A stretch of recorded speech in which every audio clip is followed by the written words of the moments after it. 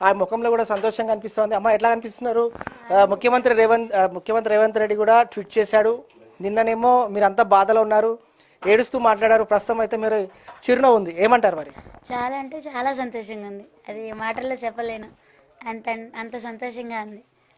CM Revanth Reddy గారికి నా ధన్యవాదాలు.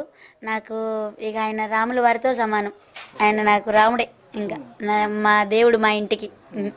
ఎప్పుడన్నా అంటే ఇన్ని రోజుల్లో ఇన్ని సంవత్సరాలు మీరు బిజినెస్ చేస్తున్నారు, కానీ నిన్న అనూహ్యంగా పోలీస్ వాళ్ళు రావడం, హడావిడిన కేసు ఫైల్ చేయడం, సామాన్లన్నీ ఎత్తుకెళ్ళడం, సో మీరు మళ్ళీ నేను తిరిగి బిజినెస్ స్టార్ట్ చేస్తానని మీరు అనుకున్నారా అసలు?